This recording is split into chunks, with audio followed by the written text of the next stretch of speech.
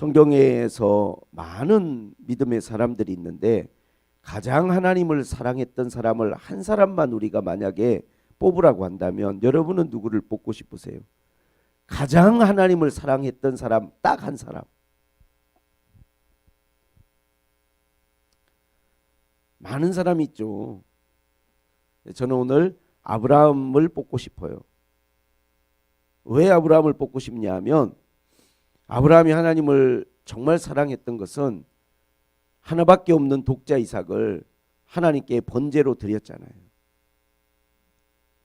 사실 어느 누구도 자식을 하나님 앞에 그렇게 드릴 수 있는 그런 마음을 갖는 것은 쉬운 일이 아니고 그런 사람은 없어요. 우리도 다 자녀들을 키우지만 자식에 대한 부모의 마음은 하나님의 마음 같잖아요. 근데 아브라함은 그 하나밖에 없는 독자 이삭을 하나님 앞에 모리아산에서 번제로 드리려고 하나님 앞에 드렸거든요. 아브라함이 하나님을 향한 그 믿음은 다른 어느 누구와 같지 않아요. 그래서 아브라함이 그냥 믿음의 조상이 된 게 아니라 아브라함은 정말 믿음에 있어서는 어느 누구도 따라갈 수 없는 그 가장 높은 수준에 도달한 사람이었습니다. 근데 이 아브라함이 오늘 여기 요한복음에서 예수님은 아브라함에 대해서 어떤 이야기를 하셨냐 하면 너희 조상 아브라함은 나의 때에 볼 것을 즐거워하다가 보고 기뻐하였다는 거예요. 참 이 말씀이 어려워요. 어려운데 깊어요. 깊은데 우리가 이 말씀에 대해서 꼭 우리가 이해하고 이 말씀을 묵상해야 돼요. 예수님이 이런 말씀을 하신 거죠. 아브라함은 나의 때 몇 천 년이 지나서 지금 내가 살아가는 이때 봐야 될 것들을 아브라함은 보고 그거를 즐거워하다가 기뻐했다는 거예요. 아브라함이 본 게 뭘까요? 아브라함이 정확히 뭘 보고 즐거워하고 기뻐했을까요? 아브라함이 보고 즐거워하고 기뻐했던 것은 바로 예수님 때예요. 뭐냐?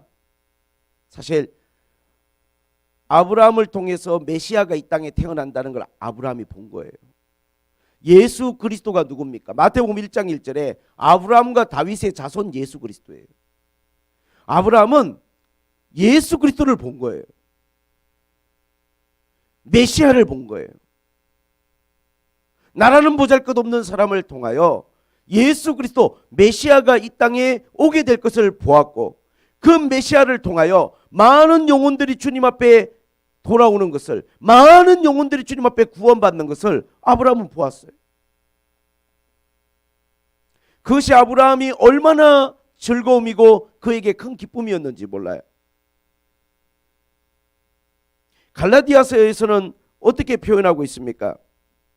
갈라디아서에 보면 3장 14절에 예수 그리스도 안에서 아브라함의 복이 이방인에게 임하였다는 거예요. 여러분, 하나님이 아브라함을 부르실 때 하신 축복의 약속이 뭐였냐면 너를 통하여 모든 민족이 복을 받기를 원한다 그러셨어요. 너를 통하여 모든 민족이 복을 받기를 원한다는 하나님의 약속이 정확하게 뭡니까? 사실 그것이 이스라엘 민족이나 이스라엘 백성이라고 생각하지만 이스라엘 민족과 백성은요 배타적인 그런 선민의식을 가지고 있어요. 그들은 절대로 이방인들에 대해서 호의적이지 않습니다. 하나님이 아브라함을 통하여 모든 민족이 복을 받게 된다는 것은 정확하게 그 무슨 의미일까요? 갈라디아서 3장 14절을 보면 이는 예수 그리스도 안에서 아브라함의 복이 이방인에게 미치게 하고 또 우리로 하여금 믿음으로 말미암아 성령의 약속을 받게 하려 함이라고 그랬어요. 정확하게 성경은 바울은 예수 그리스도 안에서 아브라함의 복이 이방인에게 가는 거예요. 예수 그리스도를 통하지 아니하고는 그냥 유대 민족이라는 민족을 통하여는 아브라함에게 임한 하나님의 구원의 복이, 하나님의 언약의 복이 이방인에게 가지 않아요. 왜? 유대인들은 절대로 그럴 마음이 없어요. 철저하게 이방인들에 대해서 배타적인 마음을 가지고 있어요. 근데 얼마나 놀라운 이야기입니까? 사도 바울은 이것을 깨달았어요. 예수 그리스도 안에서만 아브라함의 복이 이방인에게 갈 수 있는 거예요. 예수 그리스도는 아브라함의 씨로, 아브라함의 후손으로 이 땅에 오셔서 예수 그리스도는 그 아브라함의 후손으로서 모든 민족이 구원받을 수 있는 구원의 길을 열어놓으셔서 하늘의 별처럼 바다의 모래처럼 수많은 영혼들이 아브라함의 후손 예수 그리스도를 통하여 주님께 돌아오고 구원받는 놀라운 은혜를 하나님 베풀어 주신 거예요. 아브라함은 이걸 본 거예요. 여러분 믿어지십니까? 예수님 때 일어날 일들을 예수 그리스도를 통해서 많은 사람들이 회개하고 죽게 돌아오는 것을 아브라함은 그걸 봤다는 거예요. 여러분, 우리 예수 믿는 사람들의 기쁨과 즐거움은요, 세상 사람들하고는 조금은 차원이 달라야 돼요. 우리는 삶을 살아가면서 눈에 보이는 것들, 내 앞에 있는 현실의 문제들이 내 기쁨과 즐거움의 이유가 될지 몰라도 우리 믿음의 사람들은 조금 더 멀리 바라볼 수 있는, 조금 더 하나님 앞에 지금 내 눈앞에 있지 아니할지라도 더 멀리 바라볼 수 있는 이 믿음의 눈을 가지고 영적인 눈을 가져야 돼요. 사도 바울은 뭘 보았는 줄 아세요? 육신을 땅에 가지고 살아가면서 그 영이 하나님의 나라에 3층 하늘에 올라가서 하나님의 영광과 하나님의 나라, 우리를 위하여 예비하신 그 나라를 보았어요. 이걸 본 사도 바울은요, 그 마음의 기쁨을 주체할 수가 없었어요. 주님이 나를 위하여 이토록 아름다운 모든 것들을 예비하고 준비하셨다는 걸 사도 바울이 보고 얼마나 그 마음의 기쁨이 충만했는지 빨리 내가 이 육신의 장막을 벗어버리고 빨리 내가 이 육신을 떠나서 주와 함께 내가 거하기를 원한다라고 그는 고백했어요. 여러분, 아브라함은 복을 많이 받은 사람입니다. 집에서 훈련시킨 병사가 318명이고 집에서 짐승을 돌보는 사람들이 얼마나 많은지, 한 지역의 조카와 같이 살기에 부족할 정도로 그는 거부가 되었고 족장시대에 엄청난 축복을 받은 사람. 그는 백세나되어서 하나님의 약속대로 이삭을 얻었고 남부러울 게 하나도 없는 사람이에요. 그의 아내는 너무나 아름답고 예쁜 그러한 정말로 믿음의 아내를 얻었어요. 그러나 아브라함이 정말 기뻐하고 즐거워한 건 뭔지 아세요? 하나님은 그의 눈을 열어 예수 그리스도의 그때 일어날 일들을 보게 하셨어요. 너의 후손이, 너의 씨가 앞으로 어떤 일들을 하게 될 것인지, 너에게 내가 약속한 그 약속이, 너로 말미암아 이방인들이 구원받게 되리라는 이 하나님의 약속이 어떻게 성취될 것인지를 아브라함이 보게 하신 거예요. 그래서 많은 신학자들은 정확하게 아브라함이 이걸 언제 봤을까에 대해서 많이 연구를 해봐요. 과연 아브라함은 언제 영의 눈이 열리고 영안이 열려서 예수 그리스도의 때에 볼 것을 봤을까? 언제 봤을까요? 그걸 아브라함이. 랍비들은 그런 생각을 한대요. 창세기 15장에 하나님과 아브라함의 언약이 맺어질 때 아브라함 그걸 보았다. 저는 거기에 동의하진 않아요. 제가 개인적으로 가지고 있는 생각은 창세기 22장입니다. 창세기 22장을 읽어보게 되면 아브라함이 이삭을 번제로 드리는 장면이 나와요. 하나님은 아브라함에게 너의 아들 이삭을 번제로 드리라 아브라함을 시험하셨다 그렇게 이야기합니다. 근데 이 아브라함이 이삭을 번제로 하나님 앞에 드릴 때 얼마나 그 마음이 결연하고 얼마나 그 마음이 단호했는지 몰라요. 하나님의 말씀, 그러나 이 말씀은 너무나 어렵고 순종하기 힘든 말씀이에요. 하나밖에 없는 독자를 바치다니요, 하나밖에 없는 아들을 드리다니, 그것도 번제로.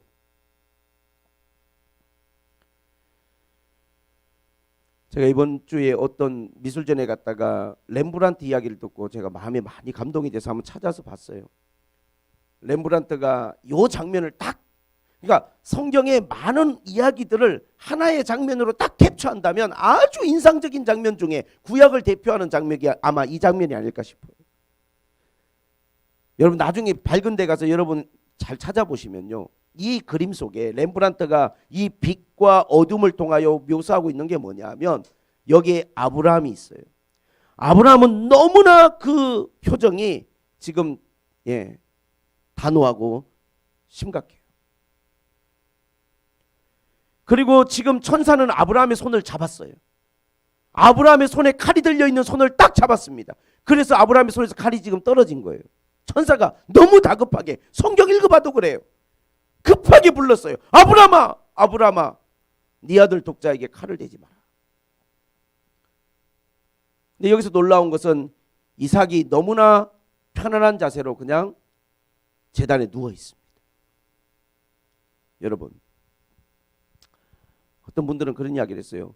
이삭의 나이가 이미 청소년기에 접어들어서 이삭은 굉장히 많이 성장을 했어요. 아브라함 나이가 몇 살입니까? 아들을 결박하고 그 무거운 아들을 제단 위에 올려놓는 아버지의 심정이 어떠했겠어요? 아브라함이 지금 하나님의 말씀을 이행하고 있는 이 장면을 우리가 어떻게 이해할 수 있을까요? 근데 창세기는 이렇게 말합니다. 뭐라고 말씀하시느냐? 이르시되, 여호와께서 이르시기를, 16절에 보면 내가 나를 가리켜 맹세하노니 네가 이같이 행하여 네 아들 네 독자도 아끼지 아니하였은즉 내가 너에게 큰 복을 주고 내 씨가 크게 번성하여 하늘의 별과 같고 바닷가의 모래와 같게 하리니 내 씨가 그 대적의 성문을 차지하리라. 내 씨로 말미암아 천하 만민이 복을 받으리니 이는 내가 나의 말을 준행하였음이니라 하셨다 하니라. 갈라디아서 3장은 뭐라고 말하냐면 아브라함의 씨는 족속이 아니라는 거예요. 한 사람이라는 거예요. 누구? 예수 그리스도. 여러분, 정말로 하나님께서 아브라함에게 이제야 네가 나를 사랑하는 줄 내가 알았다.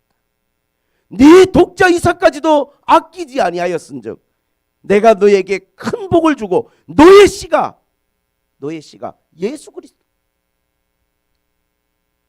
하늘의 별 같고 바다의 모래같이 많은 영혼들을 돌아오게 하고 대적의 성문을 차지하리라. 네 씨로 말미암아 천하 만민이 복을 받을 것이다. 할렐루야. 이걸 하나님이 맹세하셨어요. 아브라함은요, 이 하나님의 복을 받으면서 영의 눈이 열렸어요. 이 하나님의 말씀이 말씀으로만 주어진 게 아니라 아브라함의 눈에 보이는 거예요. 예수 그리스도가 보이고 많은 영혼들이 주님께 돌아오는 게 보이는 거예요. 얼마나 그 마음에 기쁨이 충만하고 얼마나 그 마음이 즐거웠는지. 여러분, 우리가 하나님을 섬기면서 우리의 마음에 정말로 기쁨과 즐거움의 지점이 이렇게 하나님 앞에서 정말로 이 영적인 것들, 하나님이 우리에게 주시는 이 구원의 축복과 하나님의 은혜를 바라볼 수 있는 나와 여러분에게 그런 믿음이 있기를 주님의 이름으로 축복을 드립니다. 할렐루야. 할렐루야. 우리가 신앙생활하면서 항상 기억해야 될 한 가지가 있어요. 그것은 뭐냐? 따라서 해보세요. 하나님은 우리를 사랑하신다. 하나님이 얼마나 우리를 사랑하시느냐? 로마서 5장 8절은 그렇게 이야기합니다. 의로운 사람을 위하여 죽는 사람이 거의 없어요. 선한 사람을 위하여 죽는 사람은 가끔 있어요. 여러분, 남을 위해서 죽는 사람이 어디 있겠어요? 남을 위해서 희생하는 사람이. 다른 사람이 있어 내 죽을 수 있어? 근데 예수 그리스도는 어떤 분이시냐? 우리가 죄인 되었을 때, 내가 좋은 사람도 아니고 선한 사람도 아니고 내가 죄인 되었을 때, 아직 내가 나쁜 사람인데 날 위해서 십자가에 죽어주셨다. 하나님의 사랑을 확정해 주셨다는 거예요. 하나님이 인간을 얼마나 사랑하는지 그 사랑을 우리는 항상 하나님 앞에 기억해야 돼. 내 주어진 상황 속에서, 내 처지 속에서 우리가 그냥 그 상황을 바라보는 게 아니라 하나님의 사랑, 독생자 예수 그리스도가 십자가에 죽으시는 그 하나님의 놀라운 사랑을 바라봐야 돼. 아브라함이 얼마나 하나님을 사랑했느냐? 이제야 네가 나를 정말 사랑하는 줄을 내가 알았다. 너가 정말 나를 경외하는 줄을 내가 알았다. 네 독자도 아끼지 아니하는 너의 그 믿음을 보고. 여러분, 우리가 신앙생활할 때 하나님 앞에서 꼭 기억해야 될 게 있어요. 우리가 신앙생활을 하면서 신앙이 이제 우리가 잘하게 되고 그러면 하나님 앞에서 자기의 감정의 문제를 다스리는 건 사실 신앙의 높은 고수의 수준이 아니에요. 감정을 다스리는 건 얕은 수준의 신앙의 문제예요. 난 이것도 안 된다 그러면 아직 우리가 신앙의 제대로 된 신앙의 그 깊이를 전혀 이해하지 못하는 거예요. 우리가 삶의 문제 생활하다 보면 감정이 있잖아요. 감정. 기분이 나쁘고 뭐 힘들고 속상하고 이런 것들을 우리가 다스리는 건 너무 당연한 게 돼야 돼요. 이걸 주체하지 못하고 내가 기쁨이 없고 우리 예수 믿는 사람들이 기쁨 없이 살아간다는 것은 아직 내가 신앙의 이 영적인 세계에 대해서 너무 이해하지 못하고 있는 거예요. 감정의 문제를 다스리는 게 힘들죠. 세상 사람들은 분노 조절 장애가 있잖아요. 세상 사람들은 너무 쉽게 화를 내잖아요. 근데 예수를 믿으면 내 감정의 문제는 이제 하나님 앞에 이걸 다스리고 컨트롤하는 건 어려운 일이 아니어야 돼요. 전 사실 그래요. 화나는 일이 별로 없어요, 진짜. 정말 살면서 화나고 열받고 이런 일이 거의 없어요. 목사님 정말 그 뭐 자기 자랑하십니까 할지 몰라도 절대 그게 아니고 하나님 앞에 그러한 은혜는 너무 당연한 거예요. 힘든 일들이 많죠. 속상한 때도 많아요. 근데 그게 내 마음의 기쁨을 빼앗아갈 정도로 내 마음속에 내가 하나님을 예배하고 기뻐하는 것을 힘들게 할 정도로 내 마음을 상하게 하는 건 없어요. 어떤 사람의 어떤 모습을 봐도 그게 내 마음을 이렇게 상하게 하지 않아요. 왜? 이해할 수 있어요. 나도 부족한 사람이니까. 그리고 사람이 기본적으로 악하고 연약한 존재라는 걸 아니까 어떤 사람이 나를 화나게 하거나 그 사람 때문에 내가 힘들 이유가 없어요. 모든 일들에 대해서. 근데 우리가 중요하게 생각해, 신앙인들이 중요하게 생각하는 건 감정의 문제가 아니에요. 사실은 감정을 다스리는 건 낮은 수준, 얕은 수준의 문제예요. 진짜 높은 수준으로 올라가면 우리 예수 믿는 사람이 뭘 다스려야 되느냐? 상황을 해석하는 눈이 달라져야. 이게 고수들이에요. 믿음의 고수, 신앙의 고수는요, 상황을 해석하는 게 달라져요. 똑같은 상황을 바라보는 관점이 전혀 달라요. 이 경지에 올라가야 우리가 신앙생활을 제대로 우리가 하나님 앞에 누릴 수 있고 어떤 순간에도 기쁨을 잃어버리지 않고 즐거워할 수 있는 거예요. 모든 믿음의 사람들은요, 이 경지에 도달했어요. 창세기를 보면 요셉이라는 사람이 나오죠. 창세기 45장 5절에 요셉이요, 애굽에 팔려가 갖고 20년 고생했어요. 종살이부터 감옥 생활까지 아무 죄도 없이 형들이 팔아먹어 가지고, 말이 형이지 원수죠. 죽이자는 놈이 없는가? 돈 받고 그냥 노예로 팔아버렸잖아요. 노예로 동생을. 형들이 동생을 노예로 파는 바람에 종살이부터 시작해서 얼마나 고생하고 나중에 감옥살이까지 얼마나 고생했어요. 마음에 분노가 일고 형들에 대한 어떠한 그런 원한이 있을 만도 한데, 형들이 나중에 애굽에 와가지고 양식을 팔러 왔을 때 요셉을 알아봤잖아요. 나중에는 두려워가지고, 우리가 너한테 한 나쁜 짓이 있으니까, 우리가 너에게 했던 악한 일들이 있으니까 형들이 들어와서 어찌할 줄 모를 때 요셉이 한 말이 뭔지 아세요? 요셉이 그렇게 말했어요. 당신들이 나를 이곳에 팔았다고 해서 근심하지 마소서, 한탄하지 마소서. 하나님이 생명을 구원하시려고 나를 당신들보다 먼저 이곳에 보내셨나이다. 당신들이 나를 팔았다고 해서 근심하거나 한탄하거나 후회하거나 미안하다 그러지 말라는 거예요. 왜? 이건 하나님의 섭리 안에서 하나님께서 당신들을 구원하고 내 민족을 구원하려고 나를 이곳으로 보내서 예비하신 겁니다. 이렇게 이야기했어요.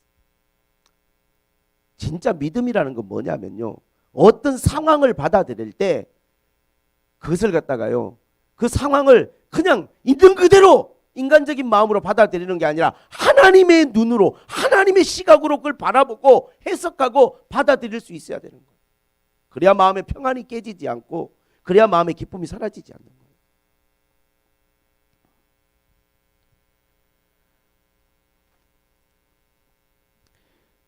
사도 바울은 이 부분에서는 정말 영적 고수가 됐어요. 높은 수준에 도달했어요. 고린도후서 12장에 보면 사도 바울의 고백이 나오죠. 사도 바울은요, 한때는 자기의 몸에 있는 연약함 때문에, 질병 때문에 많이 힘들고 복음을 전하면서 많은 어려움에 처했어요. 근데 그 하나님께서 그에게 주신 하나님의 응답이 뭡니까? 고린도후서 12장 9절에 보면 한번 볼까요? 나에게 이르시기를 내 은혜가 내게 족하도다. 이는 내 능력이 약한 데서 온전하여 짐이라 하신지라. 그러므로 도리어 크게 기뻐함으로 나의 여러 약한 것들에 대하여 자랑하리니 이는 그리스도의 능력이 내게 머물게 하려 함이라. 따라서 해보세요. 그러므로 내가 그리스도를 위하여 약한 것들과 능욕과 궁핍과 박해와 곤고를 기뻐하노니 이는 내가 약한 그때가 강함이라. 여러분, 사도 바울은 예수 그리스도를 믿으면서요, 뭘 알게 됐냐면 내가 약한 것은 하나님의 능력이 내게 머물게 하려 함이라고 했어요. 무슨 말입니까? 사람이 약할 때 하나님 의지하잖아요. 사람이 약할 때 하나님 바라보잖아요. 사람이 약할 때 겸손해지잖아요. 사도 바울은요, 자신의 약함을 인하여 하나님 앞에 무한히 낮아지고 겸손해지고 하나님을 의지했어요. 너무 아프니까, 너무 고통스러우니까.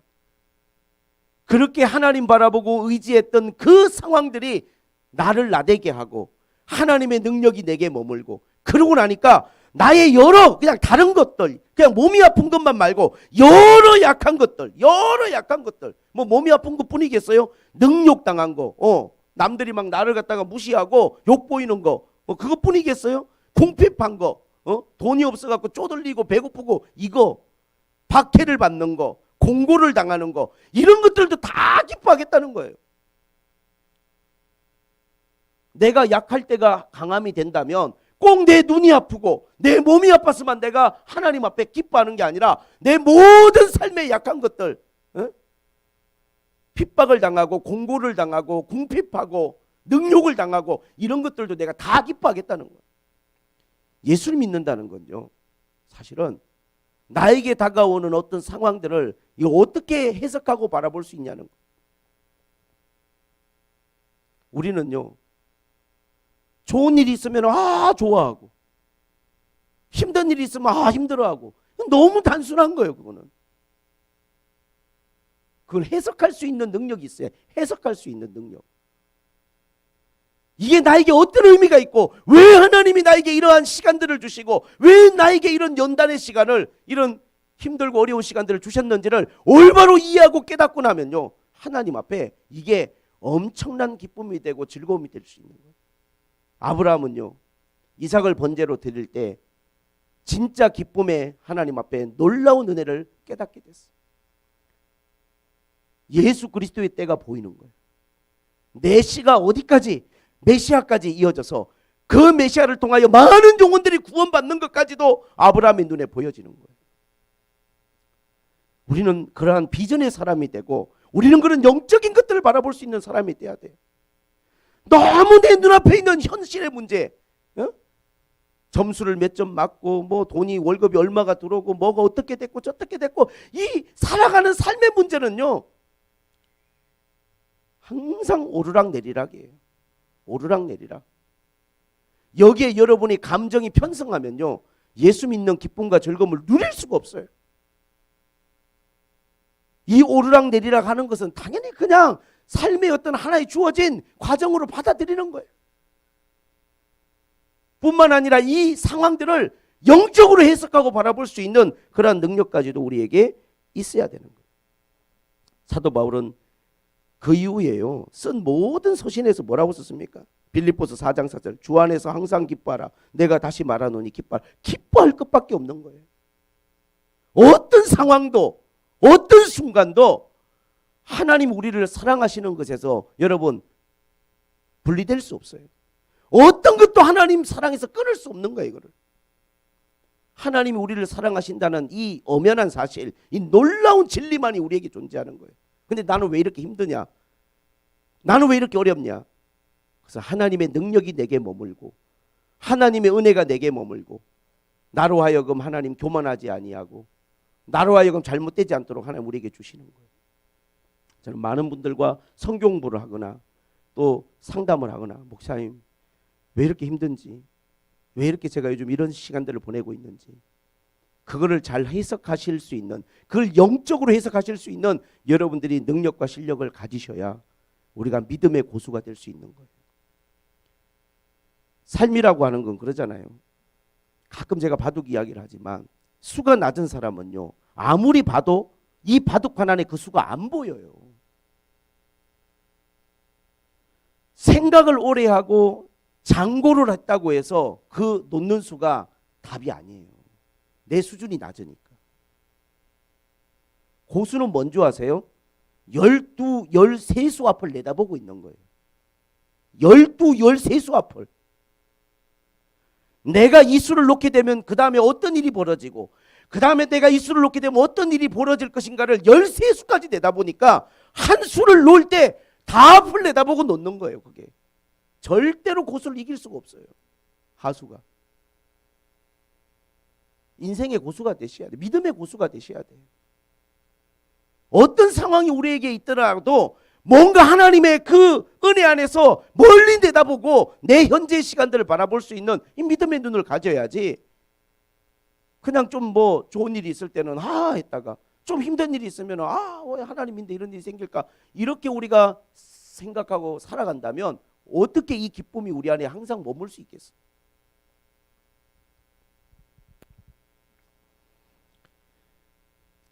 사도 바울은 끊임없이 이야기합니다. 모든 염려를 주님께 맡기고 모든 것에 대해서 감사함으로 하나님께 기도하라. 평강의 하나님 너희의 마음과 생각을 지켜주실 것이다. 데살로니가전서 5장에 뭐라고 했어요? 항상 기뻐하라. 쉬지 말고 기도하라. 범사에 감사하라. 이것이 너희를 향한 그리스도의 뜻이다. 여러분, 우리의 상황들을 이렇게 바라볼 수 있는 그런 하나님 앞에 눈을 갖기를 주님의 이름으로 축복합니다. 하나님이 아브라함에게 네 아들 독자 이삭을 번제로 바치라 했을 때 아브라함이 이삭을 데리고 가는 거예요. 이삭이 물어봤어요. 이 상황이 얼마나 지금 고통스러운 상황입니까? 네? 이 상황이 얼마나 고통스럽냐고.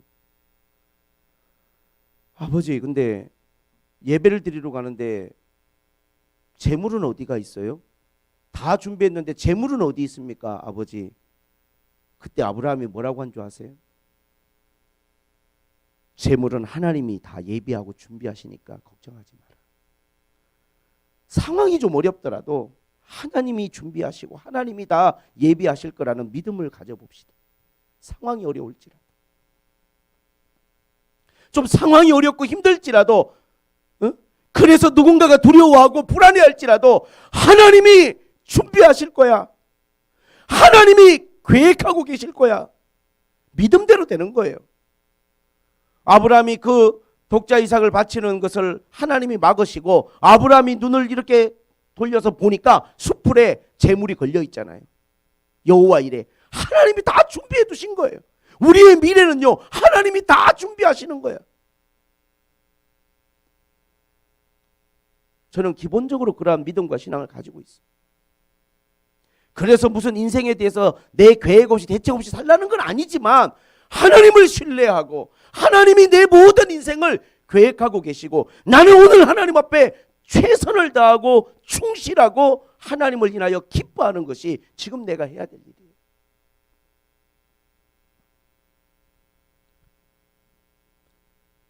전 40살까지 제 방을 가져본 적이 없어요. 딱 40까지. 제가 처음으로 아파트라고 하는 아파트라는 곳에 살아본 게 딱 40살 되던 해예요. 이 40이라는 숫자가 참 의미가 있어요. 제가 딱 40살 될 때 35세 개척하고 40살 될 때 하나님이 현대 홈타운으로 저를 입주시켜 주셨어요. 와, 정말 어떻게 그렇게 사람이 40년 동안 가난하기만 살 수 있나. 어제도 몇몇 분들 우리 주일학교 뭐 만나서 제가 이야기도 나누고 간증하면서 그런 이야기 했는데, 저는 고등학교 수학여행도 못 갔어요. 우리 반에서 2명 안 가는데 저는 안 갔어요. 그때 가야 될 제주도를 못 가서 제주도에 대한 제가 그게 굉장히 컸어요. 대학 졸업여행도 안 갔어요. 어머니 너무 고생하시고 수학여행 가야 되고 졸업여행 가야 되고 저 여행 다 포기했어요. 대학 다니면서 제 즐거움이 없었어요. 아예 여행이란 자체를 저는 다 안 다녔어요. 제가 처음으로 제주도를 간 게 결혼 10주년 기념으로 간 거예요. 결혼 10주년 기념으로. 얼마나 좋든지. 제가 외국에 어디를 가봐도 제주도보다 좋은 곳이 별로 없는 것 같더라고요. 주상절리, 성산 일출봉. 올라가는 바다가 얼마나 계곡이 아름답고 예쁜지. 하나님이 왜 이렇게 예수 믿는 우리 어머니는 진짜 믿음으로만 사셨는데, 진짜 믿음으로만 사셨는데 왜 이렇게 가난을 못 벗어나고 나는 40년간 가난하게만 살았을까? 시골교회 목회할 때도 그렇게 가난했는데 개척교회 하면서도 교회 안에 방앗간 그냥 꾸며놓고 그렇게 힘들게 살았을까? 춥고 덥고 너무 고통스럽게. 하나님 앞에 제가 기도했을 때 하나님 저한테 이렇게 말씀하셨어요. 네가 목사가 돼야 되니까. 이스라엘 백성들 신명기 8장에 그랬잖아요. 내가 너를 40년 동안 낮추고 내가 너를 40년 동안 광야의 길을 걷게 하신 것을 기억하라. 내가 너를 낮추고 광야의 길을 걷게 한 것은 네가 하나님만 의지하고 살게 하려 합니다. 생고생을 시키고 네가 미워서 내가 광야에서 너를 고생시킨 게 아니라 네가 하나님의 말씀을 의지하고 네가 하나님만 의지하고 사는지 그렇지 않은지를 내가 보려고 너를 연단하고 훈련하기 위해서 40년간 이 말씀이 또 내 개인의 삶에 적용이 되네. 그래서 내가 이렇게 진짜 집다운 집에 못 살아보고 일단 집안에 화장실이 없어요. 저희가 살았던 집들은 집안에 화장실이 없으면 어디에 있는 거예요? 복도에 있어. 그 어린 애들이요, 겨울에 추운데 꼭 화장실 가려면 볼일 보러 가려면 밖에 나가야 돼. 집안이 없으니까. 상가 건물을 꾸며서 사니까 그 안에 정화조를 못 넣잖아요. 화장실을. 그렇게 살았어요. 근데 하나님이 저한테 그러시는 거야. 내가 너 사랑하는 건 의심하지 마. 내가 너 사랑하는 건 네가 의심하면 안 돼. 내가 얼마나 너 사랑하는지 몰라. 근데 왜 이렇게 저를 낮추셨어요? 왜 이렇게 저를 비참하게 하세요? 왜 이렇게 제가 아빠 노릇도 못하고 남편 노릇도 못하고 제가 왜 이렇게 힘들게 살아야 돼요? 너의 목회 길을 가야 되니까. 나만 의지해야 되니까. 저는 진짜 응답 받았다네. 그렇게 하나님이 저한테 성령의 음성을 들려주셨어요. 저는 하나님과 그런 대화를 나눌 수 있는 그런 하나님 은혜를 주셨어요. 얼마나 제가 많이 운 줄 아세요? 얼마나 많이 감사한 줄 아세요? 하나님, 제 가난한 것들 인해서, 제 약한 것들 인해서 하나님 감사해요. 저는 하나님 의지할 수밖에 없는 사람이고 하나님 없으면 저는 아무것도 아닌 걸 인하여 감사해요. 하나님이 없어도 저는 그래도 꽤 가진 게 많고 건물도 있고 뭣도 있고 뭣도 있고 뭣도 있고 그런 게 아니에요. 저는 하나님 없으면 아무것도 없는 거예요. 저한테는 하나님밖에 없는 거예요. 그게 오히려 저에게 기쁨이 되고 감사가 돼요. 하나님을 기뻐하는 게 우리의 힘이라고 그랬잖아요. 하나님을 기뻐하는 거. 하나님이 여러분의 기업이고 하나님이 여러분의 보장이에요. 뭘 여러분 두려워하시고 염려하십니까? 정말 하나님이 여러분들을 쓰시고자 하면 다 준비해 두시고 예비하시고 하나님 그렇게 하실 거예요. 아멘? 아멘. 하나님을 우리가 사랑하되 진짜 사랑하고 어떤 상황이든지 믿음의 눈으로 좀 그걸 해석하고 믿음의 눈으로 그런 것들을 우리가 하나님 앞에 바라볼 수 있는 그런 마음을 가졌으면 좋겠어요. 하나님이 다 예비하실 거예요. 저는 그렇게 기도합니다. 여러분들의 영의 눈을 좀 열어주셔서 나중에 되어질 하나님의 은혜들을 좀 미리 보기, 앞당겨 보게 하셔서 지금 여러분의 마음에 기쁨이 충만했으면 좋겠습니다. 할렐루야. 좀 아이들 키우면서 현실이 좀 힘들고 직장 생활하고 사업하시고 하루하루 살아가는 게 여러분 좀 힘들고 어려우실지라도 여러분을 사랑하고 구원하고 지금도 여러분 곁에서 여러분들을 위해서 기도하시는 그 주님의 그 모습을 믿음의 눈으로 한번 바라보시면서 아브라함이 보고 즐거워하고 기뻐하였던 것들을 여러분도 좀 보고 즐거워하고 기뻐할 수 있으면 좋을 것 같아요. 예수 그리스도를 보면서 예수님 때에 되어지는 걸 보면서 아브라함의 마음에 기쁨이 충만했던 것처럼 여러분들도 여러분 곁에서 일하고 계시고 여러분을 얼마나 사랑하고 놀라운 계획을 가지고 계시는 그 주님을 좀 바라보면서 여러분의 마음에 위로와 기쁨과 평강이 넘치기를 주님의 이름으로 축복을 드립니다. 아까 찬양 드릴 때 보니까 뭐 햇빛 같은 기쁨, 금강 같은 기쁨, 찬양만 할 때 이렇게 하면 어떡해. 보통 때는 우거지상을 하고 살다가 짜증내고 찡그리고 살다가 찬송할 때는 햇빛, 그게 안 되잖아. 햇빛 같은 기쁨, 빗줄기같이 금강 같은 여러분 정말 금강 같은 기쁨을 좀 얼굴로 좀 표현해 주세요. 우리가 하나님 앞에 그렇게 좀 기쁘게 사시면 좋을 것 같아요. 저는 하나님이 있습니다.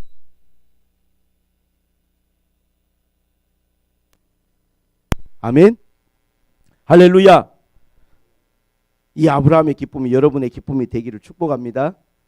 눈앞에 되어지는 것만 말고 뭐가 그냥 잘 되고 복을 많이 받은 것 말고 예수 그리스도를 인하여 기뻐할 수 있는 이 기쁨이 예수님이 우리 가정의 기쁨이 되고 우리 아이들의 기쁨이 되는 이 놀라운 은혜가 여러분에게 임하시기를 축복합니다. 하나님 아버지, 믿음의 고수들이 되게 해주시고 멀리 내다볼 수 있는 영의 눈을 허락하여 주옵소서.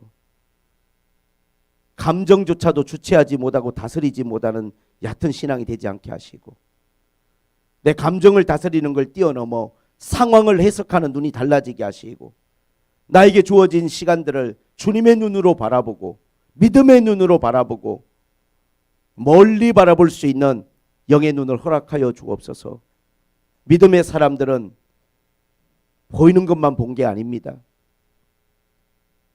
엘리사는 게하시의 눈을 열어 얼마나 많은 천군 천사들이 우리 곁에 있는지를 보게 해 주었습니다.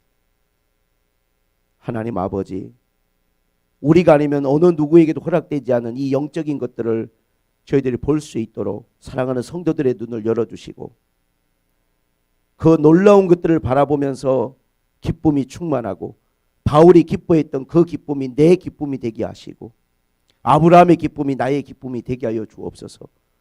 예수님의 이름으로 기도하옵나이다.